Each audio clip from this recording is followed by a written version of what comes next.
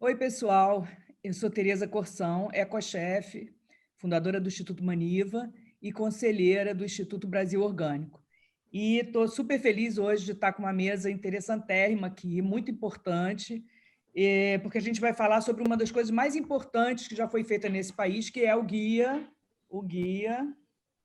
para a população, guia alimentar para a população brasileira. E esse guia ele foi publicado em 2000, ele foi publicado primeiro em 2006 e depois foi atualizado depois de um trabalho intenso de várias instituições de 2011 a 2014. E esse trabalho envolveu o Ministério da Saúde e o NUPES, Núcleo de Pesquisas Epidemiológicas em Nutrição e Saúde da Universidade de São Paulo. Assim que o guia saiu, ele teve uma repercussão internacional, ele estourou, assim, porque ele foi o primeiro guia que abrangia outras áreas culturais, áreas sociais, e isso era uma coisa inédita no mundo. E a importância do guia foi porque ele começou a guiar e ele começou a orientar as políticas públicas, em especial o PNAE, que é o Plano Nacional de Alimentação Escolar. Então, as crianças que comem nas escolas públicas, elas teriam uma mudança radical, tiveram uma mudança radical de alimentação por conta desse guia, né? Mas, no entanto, no dia 17 de setembro foi vazada uma nota técnica que estava sendo elaborada pelo Ministério da Agricultura ao Ministério da Saúde, pedindo uma revisão urgente do guia, em especial com ênfase na questão da diminuição do consumo de produtos de origem animal e evitar os produtos ultraprocessados. Esses eram os dois pontos que foram ressaltados como precisassem de uma revisão. E isso deu um susto danado em todo mundo que participou do guia, e mesmo quem não participou e acompanhou esse feito que foi a elaboração desse guia, né? Então, a minha pergunta, né, para os nossos convidados vai ser: quando o mundo todo concorda que essas mudanças são fundamentais, não só para a saúde dos indivíduos, mas também para a sustentabilidade do planeta, a gente sabe disso, né? O que, na visão de vocês, está motivando esse pedido urgente? Qual foi o avanço em termos de saúde pública, depois da publicação do guia, e qual o malefício que pode trazer se houver um retrocesso, uma mudança de orientação, caso ela ocorra, né? Então, eu queria apresentar aqui os nossos palestrantes, né, de Zoom, que hoje é um prazer enorme, porque são três feras, cada uma no seu campo. Primeiro, Carlos Monteiro, que foi o coordenador do guia, então a gente vai ter aqui uma oportunidade de saber detalhes. A nossa live vai ser primeiro uma apresentação de cada um, e depois a gente vai abrir para nós mesmos nos perguntarem e perguntas do público. Então, Carlos Monteiro, que foi o coordenador do guia, Valéria Pascoal, que tem uma entrada hoje em dia não só na questão da nutrição, mas também no CSA, que é a comunidade que suporta a agricultura, então ela está fazendo essa ligação entre a nutrição e a questão agrícola, né, da agricultura familiar, e a Bel Coelho, que é uma chefe ativista que participou aí, já se manifestou, já participou, já se expôs em algumas lutas aí pela comida de verdade, né? Então, eu queria passar a palavra para o professor Carlos, para que ele falasse um pouquinho, né, repetindo a pergunta, qual foi, na visão de vocês, o que está motivando esse pedido urgente, entre aspas, e depois, qual vai ser o malefício caso esse pedido vá à frente? Bem, Palavra é com você, tá? muito obrigado, um prazer estar com vocês aqui. Vamos lá. Essa nota do Ministério da Agricultura, né, surpreendeu a todo mundo, né, inclusive nós do NUPENS, USP. Nessa nota, que na realidade ela era uma nota em preparação, que foi vazada, né, a imprensa teve acesso, então, enfim, todo mundo ficou sabendo, se pedia essa revisão urgente do guia alimentar, né, como você falou. Na realidade, para a gente entender a razão disso, 2 dias depois que essa nota vazou, a Associação Brasileira de Indústria de Alimentos, que é a ABIA, que a gente devia chamar Associação Brasileira de Indústria de Alimentos Ultraprocessados, né? Ela soltou uma nota também de apoio àquela nota que, de fato, nem teria sido enviada, né? Com os mesmos argumentos. Então, na realidade, a gente tem que entender essa nota do Ministério da Agricultura como sendo uma nota da BIA, né? Feita através do Ministério da Agricultura. Alguns meses antes, o Estado de São Paulo divulgou isso, a ministra da Agricultura recebeu uma delegação da BIA para discutir exatamente, na pauta estava essa questão da revisão do Guia Alimentar. Então, tem que entender muito como uma ação da BIA, até mais do que do próprio Ministério da Agricultura, né? Tanto que a gente, no final, a ministra da Agricultura reconheceu a inadequação da nota, né? E assumiu que a questão de alimentação e de saúde é uma coisa que está feita, deve estar feita ao Ministério da Saúde, não ao Ministério da Agricultura, né? Bom, mas por que a BIA, através do Ministério da Agricultura, faz essa reivindicação, né? Sobretudo essa de que o guia deixe de recomendar que alimentos ultraprocessados sejam evitados, né? A resposta é muito simples, né? E a gente, para sabê-la, a gente tem que entender a diferença entre comida de verdade e alimentos ultraprocessados, né? Então, comida de verdade, ela é baseada em alimentos que não são processados, né? Que são produzidos pelos agricultores, como frutas e vários legumes e verduras, e alimentos minimamente processados, como o arroz e feijão, né? Esses alimentos, eles são produzidos por milhões de produtores, né? Então, você tem muitos agentes econômicos atrás desse sistema alimentar que produz arroz, feijão, verduras, legumes, frutas, né? Isso significa que a margem de lucro da produção desses alimentos é pequena, né? Há muita competição e é muito pequena. Os alimentos ultraprocessados, eles estão no espectro, no oposto desse espectro do sistema alimentar. Eles são produzidos por um pequeno grupo de indústrias de alimentos, em todo o mundo, na realidade, que utiliza commodities, né? Que utiliza não alimentos propriamente, mas utiliza ingredientes já processados, né? Por isso que eles chamam alimentos ultraprocessados, porque eles são combinações, formulações de sal, de gordura, de açúcar, de amido, de proteína, né?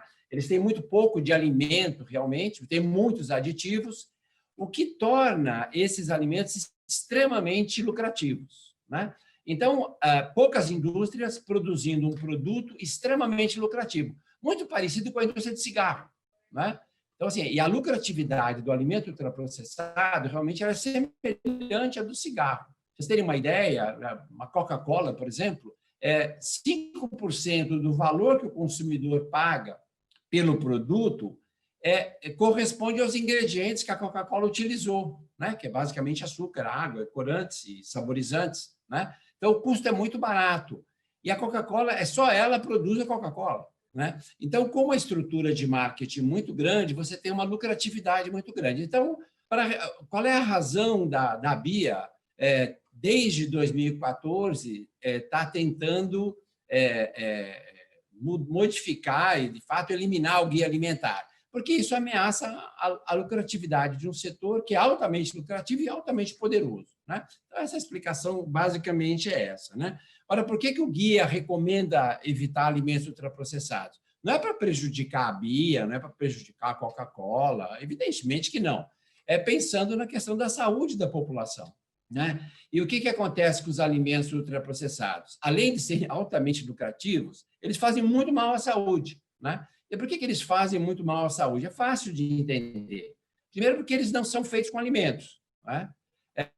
Em segundo lugar, eles, além de não terem alimentos, eles têm uma porção de coisas que a gente chama xenobióticos, né? O que são xenobióticos? São substâncias químicas que não deveriam estar nos alimentos e nem deveriam estar nos nossos corpos, né? Então, para você poder fazer esses alimentos altamente lucrativos, que são extremamente palatáveis, graças aos aditivos que são utilizados, você acaba utilizando muitas substâncias que a gente não deveria ter nos nossos corpos, como os corantes, como os saborizantes, como há mais, só para vocês terem uma ideia, há mais de 2.000 aromatizantes legais registrados no mundo, não é?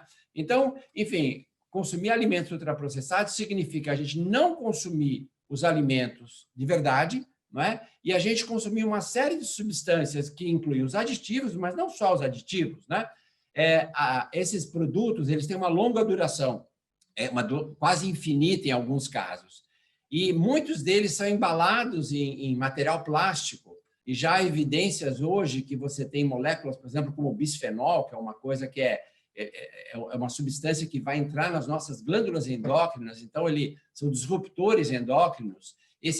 Essas substâncias passam para esses alimentos, claro que em pequenas quantidades, né? Mas se você consome muito desses alimentos por muito tempo, essas substâncias vão estar nas suas glândulas endócrinas, né? Há outras substâncias, porque muitos deles são submetidos a alta temperatura e pressão, então você tem substâncias que são formadas no processamento, enfim, todas essas condições, elas explicam por que os estudos epidemiológicos mostram que quanto mais pessoas consomem alimentos ultraprocessados, você tem. Inicialmente, a gente achava que era só obesidade, né? Quando o Guia Alimentar foi editado no Brasil, havia evidências, então, de que ele era uma fonte, explicava, na verdade, o consumo excessivo do brasileiro de açúcar, de gorduras não saudáveis, a falta de fibra na alimentação e o risco de obesidade maior, né?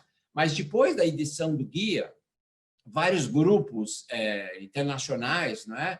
Vários países começaram a adotar o Guia Alimentar brasileiro, as ideias do Guia Alimentar. E vários grupos de pesquisa, em países como França, Espanha, Estados Unidos, Inglaterra, Austrália, começaram a estudar essa questão dos alimentos ultraprocessados. E hoje a gente tem uma literatura extremamente convincente, mostrando que o consumo de alimentos ultraprocessados não só aumenta o risco de obesidade, que é uma coisa até fácil de entender, mas também de doenças do coração, alguns tipos de câncer. Recentemente eu vi agora uma coisa, o fígado gorduroso, que é uma doença extremamente grave, hipertensão, diabetes, enfim, várias dessas doenças crônicas que hoje em dia, né, em função até da epidemia, da pandemia de Covid, se tornaram até mais importantes, né? Então, enfim, por isso que o Guia Alimentar recomenda para as pessoas evitarem alimentos ultraprocessados. A questão de redução de consumo de produtos de origem animal é um pouco diferente, eu posso voltar a falar nisso mais daqui a pouquinho. Obrigado. Obrigada, Carlos. A gente vai querer saber realmente essa coisa dos alimentos de origem animal, porque, inclusive, é uma das tendências da gastronomia. Depois a gente vai perguntar isso para a Bel.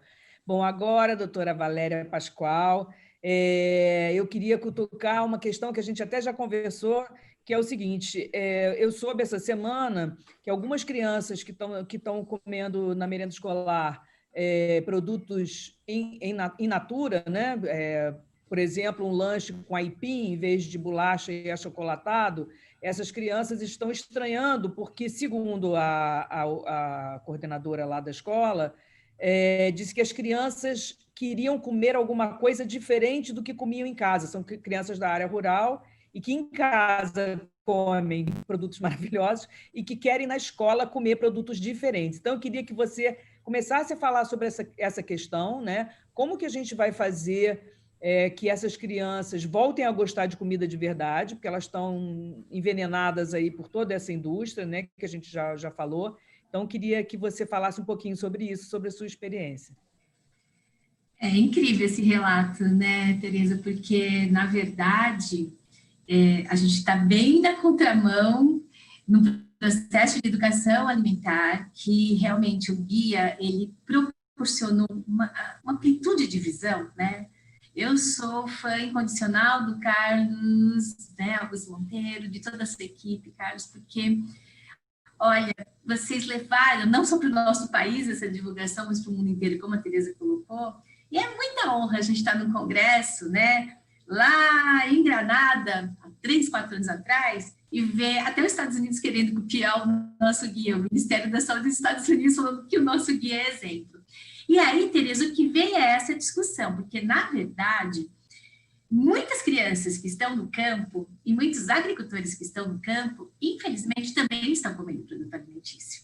O que está acontecendo no campo, e eu tenho uma vivência de 10 anos, de estar muito junto com agricultores desse país inteiro, e agora nesse projeto da Bahia, que nós fazemos um trabalho nos 27 territórios da Bahia, com os agricultores familiares, a gente observa que a ingestão de produtos alimentícios é muito grande. Eles produzem, muitas vezes, alimentos, até aldeias indígenas que produzem coisas maravilhosas, mas vão nos mercados, às vezes vende no mercado, nas feiras agroecológicas, pega o dinheiro, vai no mercado e compra o produto alimentício. Então, esse trabalho que a gente vai ter que fazer nas escolas é muito intenso. Por quê? Porque um pouco que eles já experimentaram desses alimentos, tipo embutidos, né? Acaba dando uma sensação, como o Carlos colocou, de um prazer diferente, né? De ativar algumas papilas gustativas que dá aquele realçador de sabor e aquilo parece uma coisa de prazer. E se você continua nessa questão de ter esses alimentos, não só pela questão dos próprios aditivos, mas como a questão do açúcar, que muitos deles contêm, você faz uma alteração na microbiota intestinal dessa criança, ou de qualquer pessoa, né? Porque as más bactérias, as bactérias gram-negativas, amam o açúcar. E quando você gera isso, você vai gerar no organismo como um todo uma mudança na microbiota, inclusive oral. Por isso, quando você pega essas crianças que gostam de comer esses alimentos, né, mais aí condimentados, com mais sal, com glutamato, você olha para a língua da criança, é uma língua branquinha, cheia de fungos e leveduras. Então, como que a gente começa a tratar isso e fazer as crianças sentir prazer em comer coisas que às vezes não tem tanto prazer, né? Fruta, verdura e legumes pode não ter aqueles realçadores de sabor. É trabalhar com uma alimentação totalmente isenta de aditivos e que essa alimentação tenha que ser prioritariamente orgânica, porque os agrotóxicos também fazem alterações na microbiota muito significantes. Então, a gente tem que fazer, sim, uma mudança, uma força-tarefa, que vai nas escolas, com os professores, as merendeiras. Muitas vezes a gente tem já leis que tiram alguns alimentos, né, da merenda. São Paulo foi um case que eu faço parte da transição, né, da merenda orgânica na cidade de São Paulo, um case que as mães e os professores se revoltaram pela retirada da salsicha.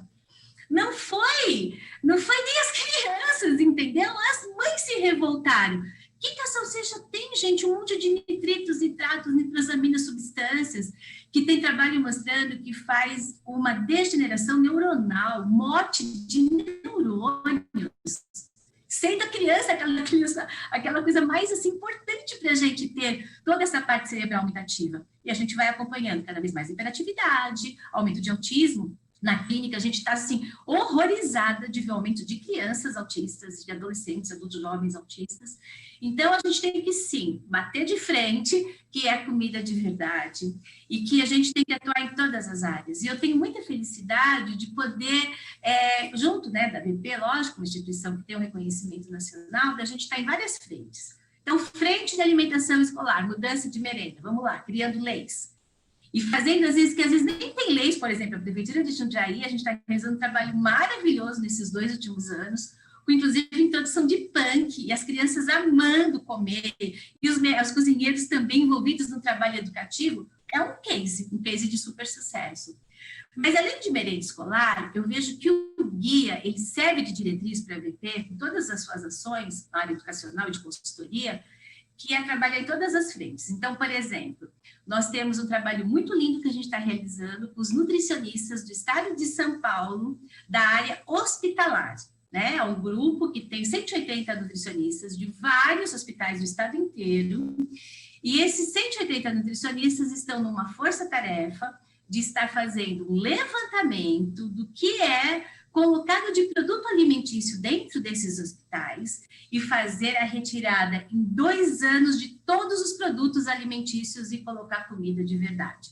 Começando agora um trabalho lindo, sabe, de temperos naturais, de ter as hortas nos hospitais, de você comprar direto do produtor, de ter punk. Então, assim, é um trabalho maravilhoso que está sendo realizado junto com o grupo NutriLíder, que são de nutricionistas da área hospitalar. Um outro trabalho muito importante que está sendo realizado é aí na Comissão de Saúde da ABERC, da Associação Brasileira de Refeições Coletivas, que serve milhões de refeições diariamente e no Brasil inteiro, que são as grandes concessionárias. Nesse trabalho, também o foco é colocar o guia alimentar, retirando o produto alimentício e colocando comida de verdade e essa compra direta do agricultor. A gente agora, dia 14, a gente está lançando uma jornada para os restaurantes comerciais, inclusive até a Tereza vai ser uma das profissionais que vai estar dando seus relatos. Por quê? Porque os restaurantes, a maioria estão tudo quebrando, está tudo falido. E esse sistema de ficar consumindo um monte de alimentos que são produtos alimentícios, uns mais baratos, outros mais caros, mas que você fica na mão da indústria, também não leva uma saúde, inclusive uma saúde não só humana, mas uma saúde para o nosso planeta, né? Então, é o restaurante saudável, o restaurante sustentável. E, por último, é essa questão dos agricultores, esse trabalho da gente realizar. Então, nesses 10 anos, em muitas CSAs, eu faço parte da coordenação do CSA Brasil, e a gente foi implementando CSAs no Brasil inteiro, é muito essa discussão, sabe, de ter mais agricultores, mas eles consumindo esses alimentos, eles valorizando, por exemplo, as punk, porque antes aquilo era mato, eles nem colocavam como uma cota dentro da nossa cesta, né, semanal. Então, essa valorização de tudo que a gente tem de possibilidade é muito lindo. Tanto é lindo que a VP ganhou esse edital para fazer o trabalho na Bahia, e a gente teve várias outras propostas, né? Mas o Banco Mundial escolheu o nosso trabalho exatamente porque foi o trabalho calcado no guia alimentar da população. E o Banco Mundial deixou muito claro que todos os países, olha só, Carlos, isso a gente tem que socializar com você, né? Que todos os países que o Banco Mundial for financiar algum trabalho, vai ter que ter como base o guia que leva essa comida de verdade. Então, gente, que é isso? O Banco Mundial financia um monte de trabalho no mundo inteiro, né? Então, olha, é só gratidão mesmo, gratidão eterna, e é uma loucura, não vai acontecer. Nós não vamos deixar o Ministério da Saúde dar o guia, pelo contrário, a gente tem que ainda pôr nesse guia mais aspecto de agroecologia, tá, Carlos? Mais e mais, esse agricultura familiar e extrativismo aí sendo valorizado mesmo. É isso. Obrigada, Valéria. Bel, minha querida colega, nós somos ecochefes, né, de um grupo do Instituto Maniva também, chefes ativistas. Então, eu queria que você falasse um pouquinho sobre essa questão do ativismo no chefe, né? Por que você acha que é importante a gente também se manifestar nessa questão que aconteceu em relação ao guia? Olá a todos, agradeço ao Instituto pelo convite, Tereza também. É um prazer falar sobre esse assunto. Eu falo como chefe, mas também falo como mãe. Eu tive meu primeiro filho na rede pública, ele tem 6 anos hoje, e pude acompanhar um pouco dessa implementação pautada pelo guia na alimentação dele, né? E vi que a coisa estava sendo feita e acontecendo e sendo concretizada. Também vi essa questão da reclamação das mães, de querer ter uma alimentação, né? E isso é muito emblemático e importante, simbólico, como a indústria é eficiente em mudar uma cultura alimentar. Ou seja, as mães já queriam o achocolatado, elas querem o achocolatado. E eu não tenho como impor isso às mães que, às vezes, têm pouco tempo para cozinhar para os filhos, pouco dinheiro para cozinhar uma refeição de verdade, gostosa. E aí a indústria ela entrega essa facilidade, essa praticidade. Olha, tem aqui uma lasanha, você coloca no freezer, você coloca no forno, você coloca no micro-ondas e está tudo resolvido. Então, a gente tem que entender que para a periferia, não só para a periferia, o alimento ultraprocessado, ele representa, inclusive, status, facilidade, status. Ele foi muito eficiente, a indústria foi muito eficiente em colocar isso até no nosso inconsciente, né?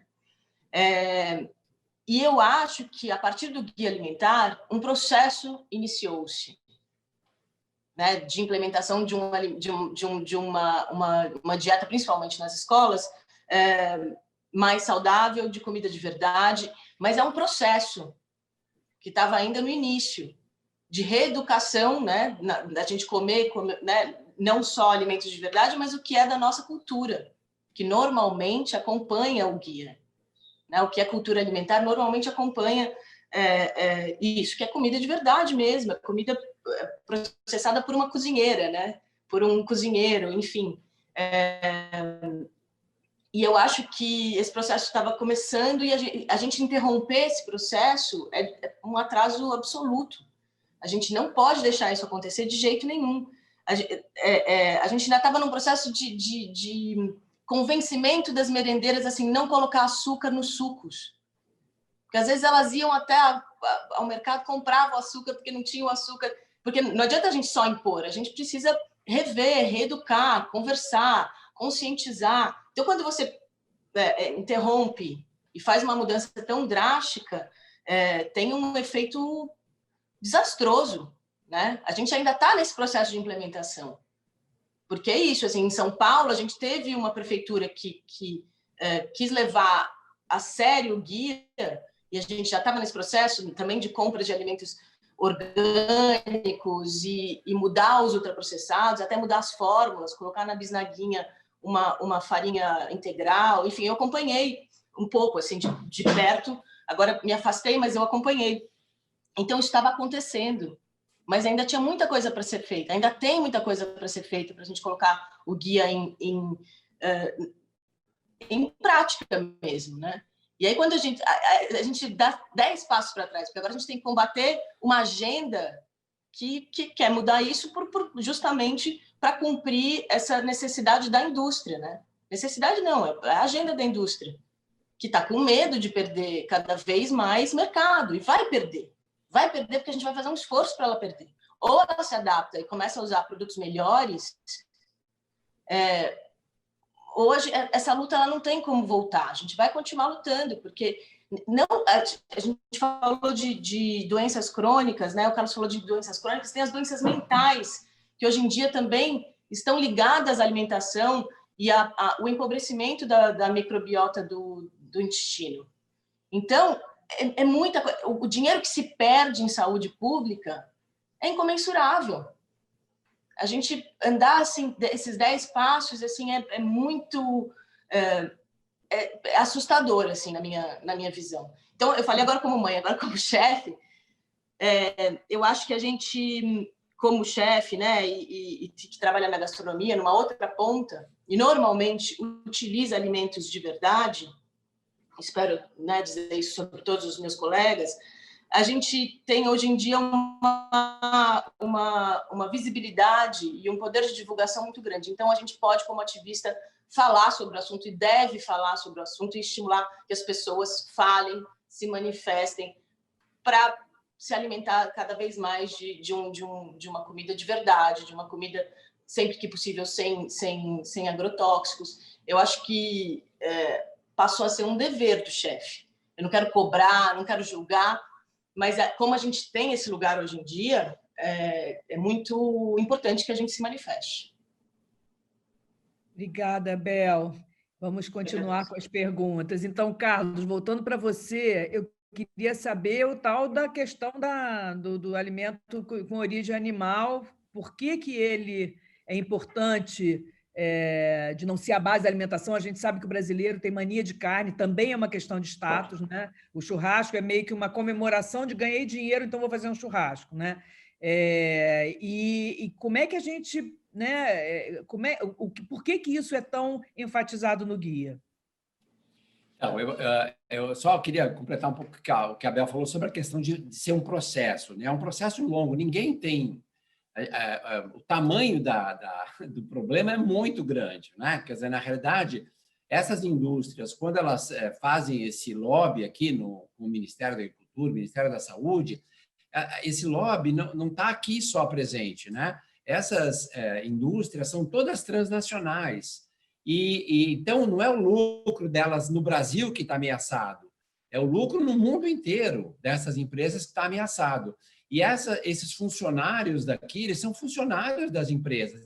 Então, eles recebem ordens dessas empresas para tentar impedir que essas ideias que começaram aqui no Brasil ganhem o mundo, e elas estão ganhando o mundo, né?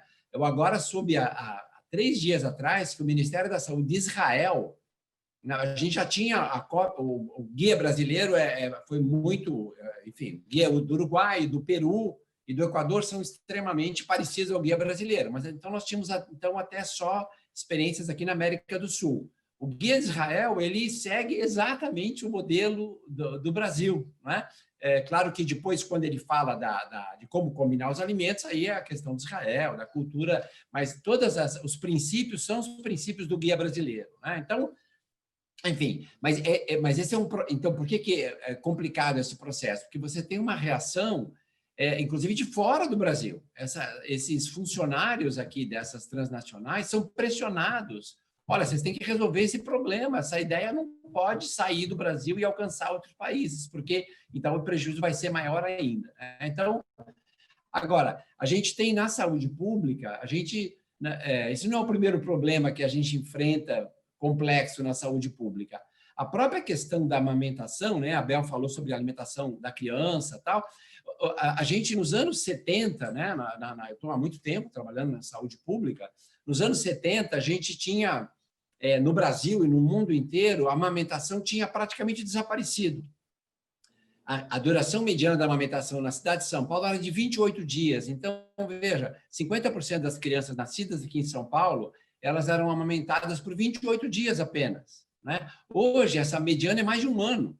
Ora, como é que a gente chegou nessa situação? Com muita luta, né? E com muito movimento da sociedade civil.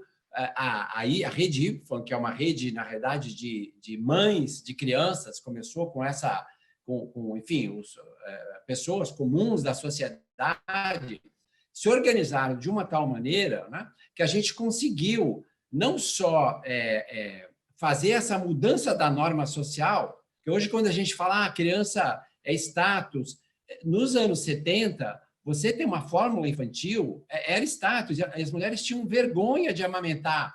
Elas falavam, pois é, doutor, eu era pediatra nessa época, né? Eu ainda estou amamentando meu filho, ele não quer largar.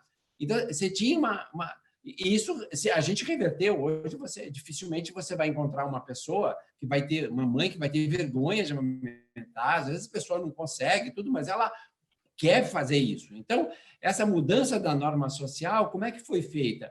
Com muita educação, com um papel muito ativo da Unicef, do Ministério da Saúde, desde os anos 80, campanhas que foram feitas, com a adesão da sociedade civil, a Rede Y, os artistas, né? Você teve todo um movimento na classe de artistas, nas novelas. Então, assim, é um processo, é muito longo, mas a gente não vai perder isso. Deixa eu só te interromper um minuto. Isso demonstra, esse caso específico demonstra como a indústria pode destruir uma cultura importante tão rapidamente. Rapidamente, exatamente. E de repente, leite de vaca, que seja, né, a pessoa não pode mais amamentar, seja pelo motivo que for, ele é pior do que a fórmula. Então, leite assim, de cabra é inacreditável. Quer dizer, eu só quis mostrar isso assim, no sentido, é um processo, é longo, vai demorar muito, mas a gente já tem até uma experiência favorável, mas a gente tem que conseguir a mesma coisa que a gente conseguiu com a amamentação, inclusive com a questão da regulação, né? Quando a gente vê esse status que esses produtos alcançaram, isso é marketing. Só que em outros países, por exemplo, na França, no Canadá, esse marketing é regulado. Você não pode dizer que assim como você não pode, por exemplo, você não pode ter nem propaganda de fórmula infantil, muito menos você dizer que a fórmula infantil é melhor que o leite materno, né? Mas você pode sim fazer isso em relação aos cereais matinais, em relação aos alimentos que são fortificados, com fibra, com vitaminas, enfim. A gente vai precisar avançar no terreno da regulação, né? A rotulagem nutricional é muito importante, mas, enfim, é um processo que eu acho que a gente precisa continuar se dedicando a ele.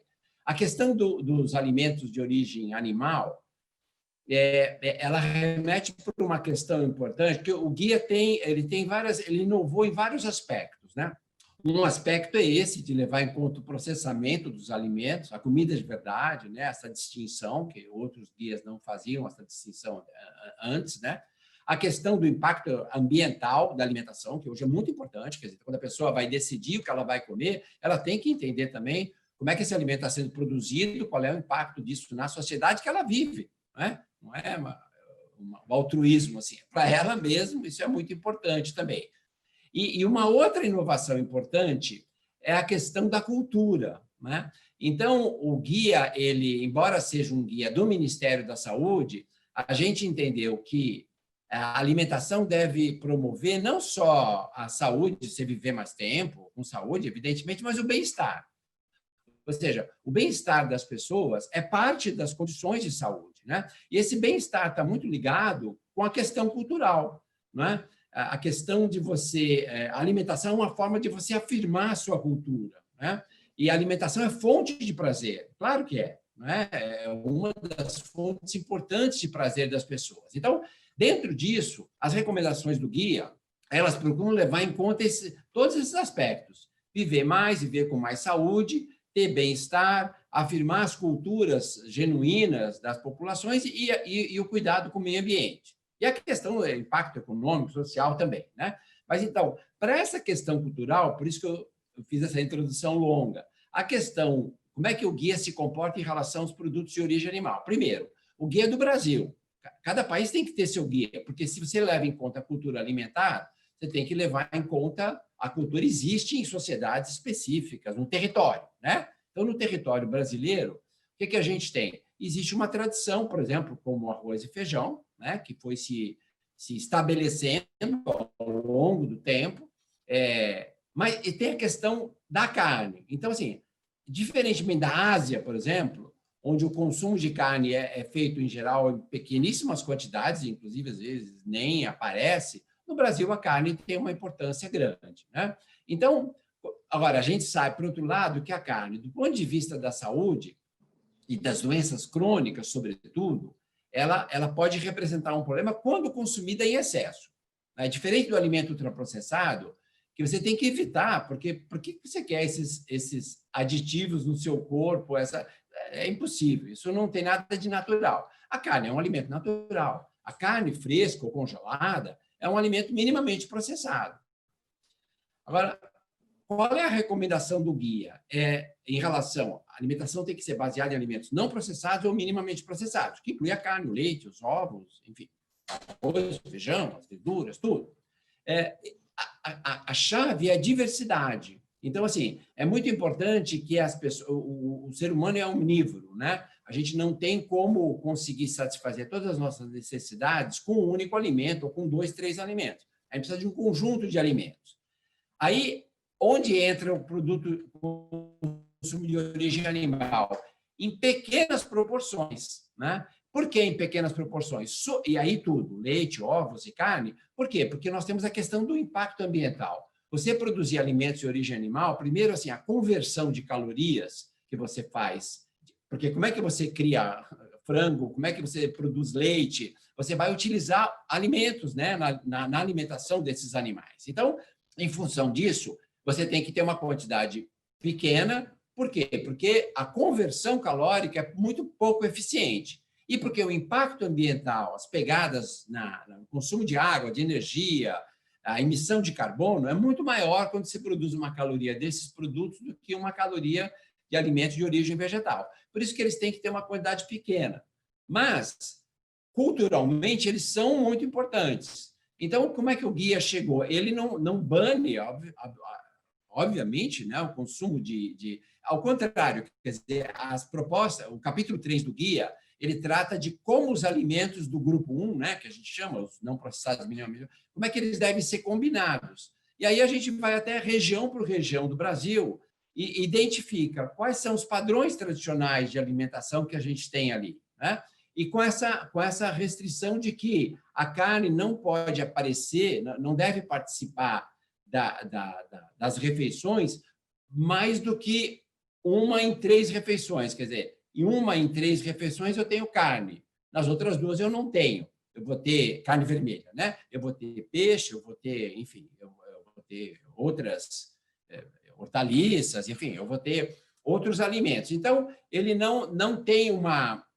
Por isso que eu falei no começo, que eu acho que essa questão o Ministério da Agricultura, se as pessoas se dedicarem a ler o guia alimentar, ele vai ver que ele não trata os produtos de origem animal como os alimentos ultraprocessados, é outra coisa, né? Eles podem fazer parte de uma alimentação saudável, e aí a redução é em quantidade, é em proporção, né? Então, em função disso, eu acho que é uma questão de fazer uma leitura adequada do guia e verificar que o guia não tem ele não restringe os alimentos, né? Ele não bane os alimentos de origem animal.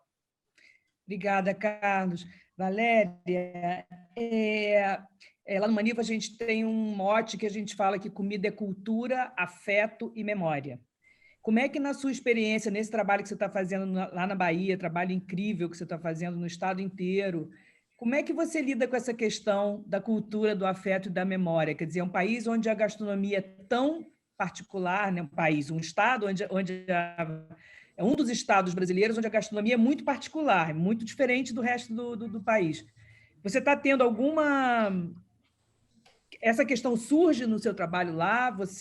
Enfim, da cultura, do afeto e da memória. Tereza, totalmente, porque como todo o trabalho foi baseado no guia, e o guia tem toda essa parte cultural, os pilares mais importantes é esse resgate da cultura alimentar dos diversos territórios, porque são também hábitos bem diferentes nos diversos territórios, incrível. No semiárido, o pessoal mais do semiárido já tem alguns hábitos, e aí tem a parte do Cerrado, da Bahia, Mata Atlântica, assim por diante, e fora as comunidades tradicionais quilombolas, indígenas, assim por diante. Mas é incrível como essas pessoas se emocionam, é de emocionar a gente, porque a gente sempre faz assim, aquela técnica, né, de fechar os olhos e ver lá o teu alimento da tua infância, o que é o teu alimento da alma, tal, e as pessoas começam a chorar, se emocionar, tal. E nenhuma dessas pessoas, pelo menos até os 20 e poucos anos, assim, 30, tem como alimento da alma um produto alimentício, nenhuma tem produto disso. Todas têm produto de comida de verdade e que foi feito pelo avô, pela mãe, assim por diante. E quando a gente entra, porque até o Nuno Madeira, que é o pilar, né, da parte agrônoma do projeto, que é da Embrapa Hortaliças Tradicionais, e ele não gosta de falar punk, ele gosta de falar hortaliças tradicionais, que são as punk hoje, no dia tão divulgado. É incrível quando essas plantas são apresentadas para os agricultores mais velhos, a emoção que eles sentem. De ver um feijão mangalô, a araruta que praticamente já está, batata inglesa subiu tudo, né? Quando eles veem Major Gomes, a questão do caruru, eles falam, gente, isso saiu do nosso arsenal cultural. Então, a gente vê, Tereza, eu estou sentindo uma coisa muito bonita, na verdade. Eu vejo que muita coisa a gente vai ter que retroceder mesmo. Sabe aquela comida que a gente tinha mais antigamente? Que até a gente discutiu isso, que você criava lá a sua galinha, né? E você comia aquela galinha para a família inteira. Então, nesse contexto, eu não sou vegana, por exemplo, e eu acho que o consumo muito moderado de proteína de pequenos animais, de ovos, pode ser, né? Se as pessoas não tiverem essa questão filosófica, pode não ter impacto para a saúde e nem impacto para o planeta. Impacto na saúde, quando o Carlos coloca isso do consumo moderado de proteínas, inclusive a proteína da carne vermelha, é porque é a proteína que tem maior resíduo ácido. E todas as doenças que a gente está estudando atualmente, todas, de câncer, a doença cardiovascular, a diabetes, todas as doenças imunológicas, doenças mentais, Parkinson, Alzheimer, é relacionado a uma questão de um resíduo ácido. Então, assim, vamos ter que diminuir sim, porque o planeta vai agradecer e a saúde nossa também, a saúde vai agradecer muito. Então, é um equilíbrio, né? Eu sou bem partidária desse equilíbrio mesmo. Obrigada, Valéria. Bel, a gente sabe que na nossa área da gastronomia, uma das coisas que mais cresce é a questão do veganismo, né? Nos estudos aí, nas pesquisas últimas, está um boom incrível do veganismo. E aí até tem um outro termo hoje em dia, que é em inglês, que é o plant-based, né? A comida baseada em plantas, né? E eu acho engraçado que isso, às vezes, na gastronomia, que é um lugar dos restaurantes onde é caro se pagar por uma refeição, isso é mais bem aceito do que, às vezes, numa comida popular. Então, eu queria que você me falasse um pouquinho sobre essa questão, assim, nos restaurantes, a gente que faz uma comida né, digamos assim, de elite, né? E que tem umas tendências que você vai ver no guia, de repente, são as tendências mais saudáveis. Como é que isso... Por que isso... Porque justamente no lugar onde as pessoas podem gastar mais dinheiro, a gente consegue aplicar questões de saúde melhores. Não sei se ficou clara a pergunta, mas... Não, ficou super. Eu acho que a gente tem uma questão complicada aqui, que é econômica, e também que é resultado de uma desigualdade social gigantesca. E a gente teve, quer dizer, e a população mais pobre teve acesso à carne de 2003 a 2012, começou a ter acesso à carne. Então, a gente interromper isso e falar, não, agora você não pode comer carne, ou você tem que comer muito menos, também é um processo. E é por isso que existe essa resistência. Porque, em substituição a isso, a gente também não está trazendo uma cultura alimentar, a gente não está resgatando uma cultura alimentar. Então, é complexo, é um trabalho de resgate mesmo. Então, também, né, o Guia Alimentar ajuda muito nisso, pauta muito esses processos de resgate. Na elite, na gastronomia, eu acho que a gente tem um pouco mais de abertura, porque o veganismo ele está na moda, né? Mas, assim, eu não acho que seja assim, totalmente... Existe também um movimento na gastronomia, pelo menos no Brasil, de supervalorizar as proteínas, né? De base animal, assim. Essas churrascadas, enfim, o chefe churrasqueiro, é quase como se fosse um status, assim. Eu acho totalmente dissonante com o nosso momento, né? Do ponto de vista socioambiental.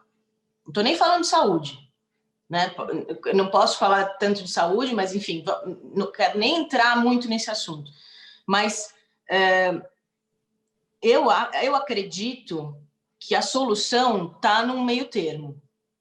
A gente não precisa desse tanto de proteína que é produzida no mundo, né?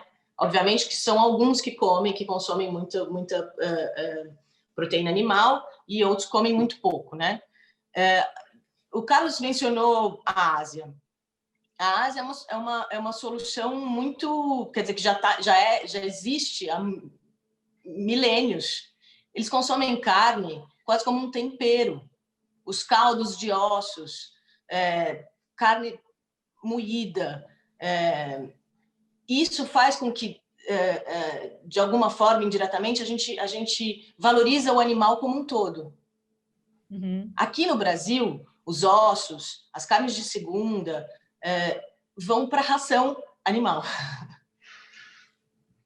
Se a gente consumisse a carne mais como um tempero, primeiro que do ponto de vista da saúde nutricional, a gente resolveria, porque é isso, de 10% a 15%, né, do nosso... Vocês me corrijam se eu estiver errado. Então, a nossa ingestão de proteína estaria resolvida, né, de proteína animal estaria resolvida, e a gente resolveria uma questão socioambiental. A gente não precisaria ter 300 milhões de cabeças de gado. É que a gente, na verdade, tem 300 milhões de cabeças de gado porque a gente quer atender ao mercado internacional que beneficia o agronegócio, que é muito pouca gente.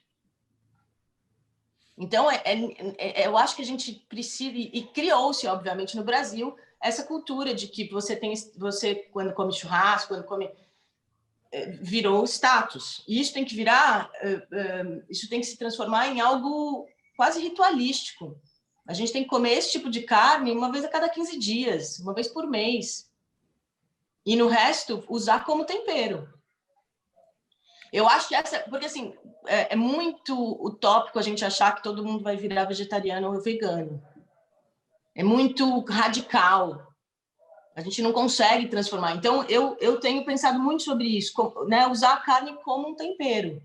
Em vez de ter lá o ovo de bife, ou filé mignon e tal, a gente usar... E aí, o consumo, ele corresponde ao que a gente realmente precisa. Os indígenas, que trazem um animal para o seu núcleo familiar e consomem aquele animal por dias. E na sua integralidade, ou seja, você consome ele inteiro. Inclusive, tem um respeito muito maior, né, pelo sacrifício daquele animal. Então... Esse é outro ponto, né, importante também. Bom, assim, que a gente não vai ter esse consumo. Como é que a gente faz, né, desse consumo exacerbado para o veganismo? Existe esse meio termo, né? E já existe. Então, a gente está chegando no final, né, da nossa live, dá vontade de ficar aqui conversando horas, porque o assunto é muito, muito importante, relevante, é o assunto do momento, não só para as nossas saúdes, mas também para a questão do planeta, né? É incrível como é que um assunto pode ser o eixo de duas coisas, né? Uma externa e outra interna. Mas eu queria jogar uma pimentinha, né, como cozinheira, nesse final, pimentinha com tucupi, tá, Bel? Assim, aquele molhinho que a gente gosta. Que é o seguinte, na década de 70, acho que foi 60, 70, foi feita uma mega campanha contra uma mega indústria, que era a indústria do tabaco, de cigarro. E conseguiu-se uma mudança radical, radical, no mundo inteiro. Então, a minha pimentinha é o seguinte, por que a gente não pode fazer também uma campanha no mesmo estilo e que seja abraçada não só pelos cidadãos, né, da sociedade civil, mas também pelas mídias poderosas, pelos governos Pelos chefes. Pelos chefes. E por que isso não é feito? Então, só para vocês, para a gente fechar, eu queria que cada um de vocês falasse um pouquinho, se acredita que isso é possível ou não, e dar uma última mensagem aí para essa nossa mesa tão importante do guia. E também saber, o guia é gratuito download no site do Ministério da Saúde, e as publicações eu não sei se existe algum lugar para pegar, mas hoje em dia é mais fácil pegar no site. Então, começando pelo Carlos, depois Valéria, depois fechando com a Bel, só para a gente pensar nesse sonho da gente poder ver na televisão, ver na internet uma campanha falando da saúde das pessoas e do planeta. Você acha que isso é possível, Carlos? Então, claro que sim. Sobre os materiais, além do guia, se o pessoal entrar no site do Ministério da Saúde, vai encontrar uma série de materiais. Primeiro, o Guia da Criança, né? Que em 2019 a gente teve a edição do Guia para Criança, porque a alimentação abaixo de 2 anos de idade é muito especial e a gente não tratou disso no Guia de 2014. Então, o Guia de 2019, ele tem, para menores de 2 anos, ele tem todos os mesmos princípios, mas ele adapta isso às recomendações à criança pequena, né? Então, e além desse guia, você tem filmes, você tem treinamento, tem materiais, vídeos instrutivos para orientar enfermeiros, auxiliares de saúde, profissionais de saúde, enfim. Tem uma série de materiais interessantes para orientar a escola, alimentação em serviços de saúde, enfim.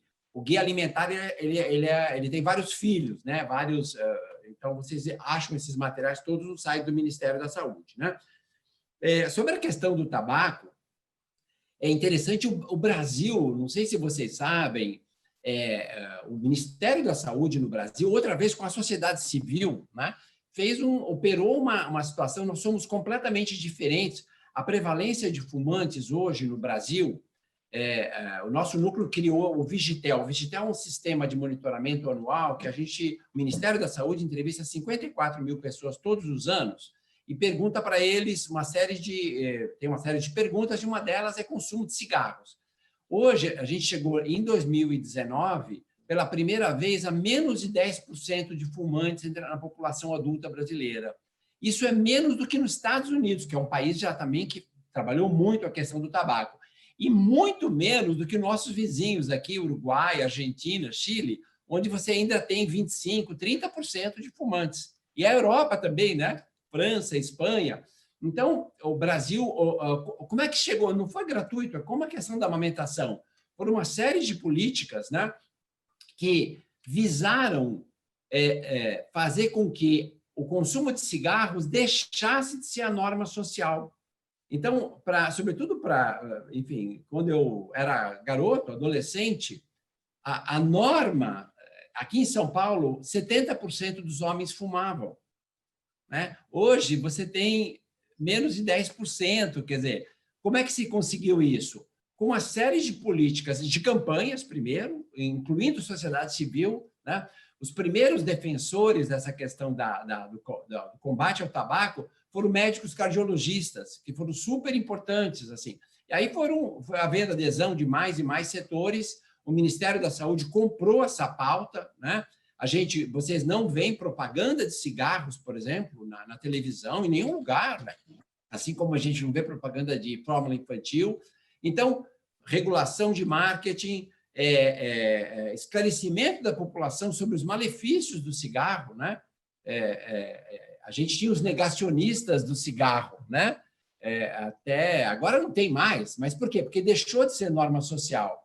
Mas era muito comum, nós tínhamos um intelectual aqui no Brasil, Paulo Francis, que era um intelectual de esquerda, assim, e ele era um desses negacionistas, porque, obviamente, era um fumante. Ele achava que tudo era um complô, que aquelas pesquisas eram todas inventadas, etc. e tal. Ou seja, custou um trabalho, mas a gente conseguiu fazer isso. A gente pode fazer isso em relação à alimentação, a comidas de verdade e contra os ultraprocessados? Claro que pode. E aí eu queria dizer que a gente tem uma vantagem em relação ao cigarro, porque no caso do cigarro, o que você propõe ao fumante? Esqueça o cigarro. Esqueça, porque é muito ruim, é uma coisa tóxica, você está colocando dentro do seu corpo 300 substâncias químicas diferentes, etc. e tal. No caso do alimento ultraprocessado, a gente tem o que oferecer para as pessoas, que é a comida de verdade. Então, assim, você não vai abrir mão. Para o fumante, você fala o seguinte, olha, eu sei que o fumo te dá um prazer enorme, e é bobagem a gente dizer que não dá, é bobagem isso, né?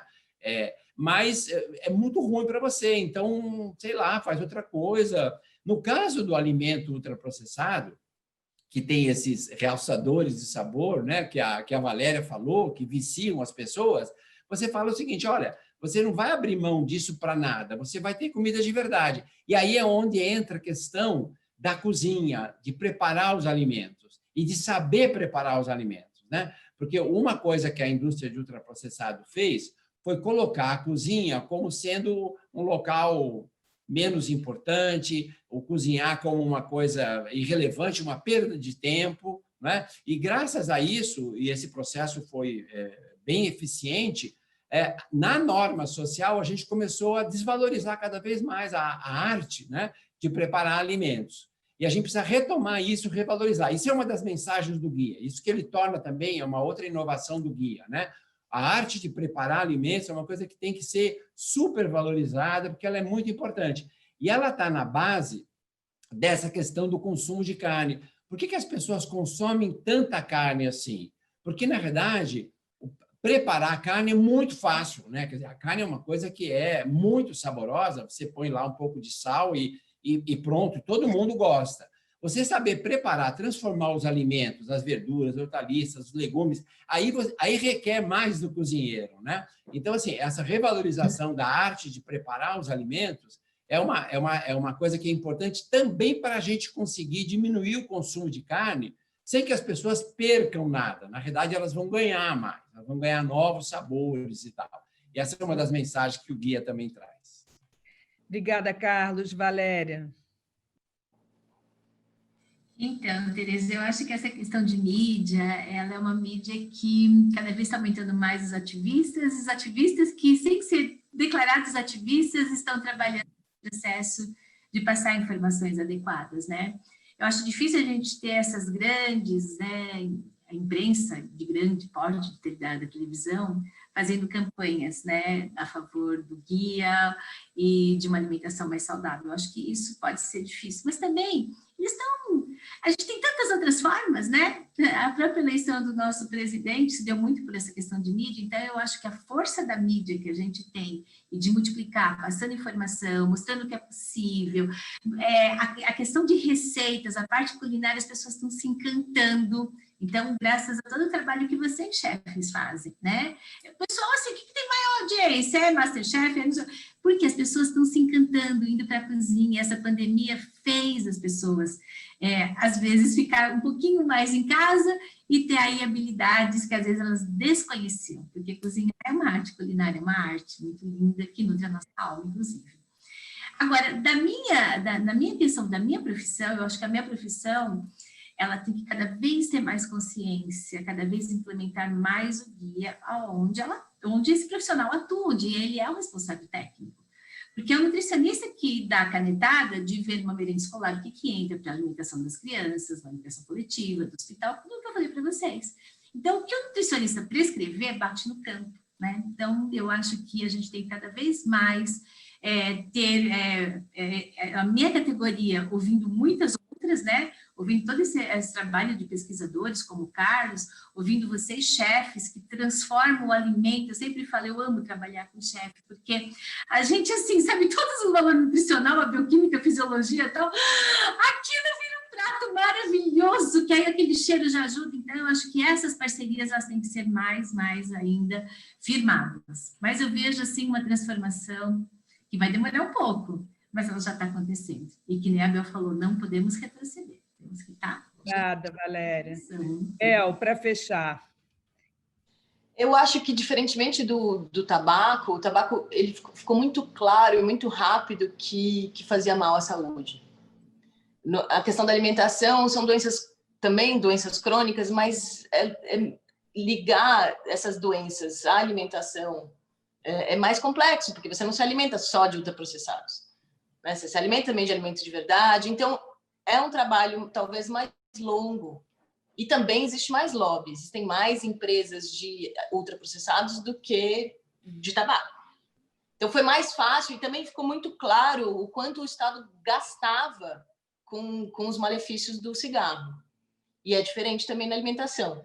E é óbvio que a gente já tem essas provas, essas pesquisas, mas eu acho um pouco mais difícil mesmo de provar para todo mundo que isso faz mal para todo mundo, né? Mas eu acho que a gente pode, a Valéria falou muito da afirmação pelo positivo, né? Eu acho que através e os chefes também podem ter esse papel, do benefício de você cozinhar em casa o alimento de verdade, não só nutricional, mas também social, o papel que isso tem de união, de unir as famílias, de trazer bons momentos. E eu acho que o chefe pode, de alguma forma, incentivar isso. É a maneira correta da gente lutar por uma mudança real, assim.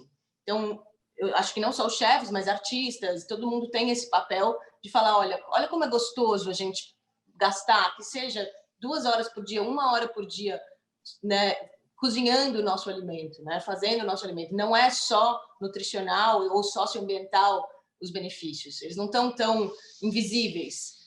Tem ali um benefício imediato, que é de convivência, né? Eu ia falar mais um ponto que eu esqueci agora.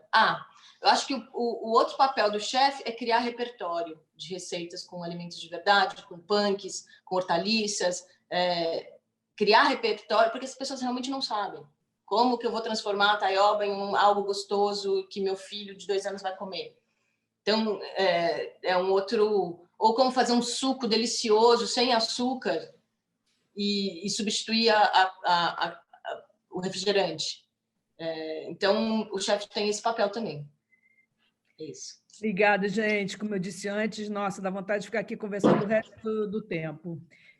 Mas a gente tem que terminar. Então, eu queria pedir para todo mundo entrar no site do Instituto Brasil Orgânico, www.institutobrasilorgânico.org, se associarem. O Instituto é um ajuntamento de pessoas que amam a comida de verdade, cada um na sua área, e é muito importante todo mundo se associar e participar das coisas que, assim como essa mesa que a gente fez aqui hoje, tão gostosa, as coisas que estão acontecendo por lá, tá? Então, queria agradecer a vocês pela participação maravilhosa, eu aprendi muito hoje, e vamos em frente, torcendo aí para que a gente consiga vencer essa luta, tá ok?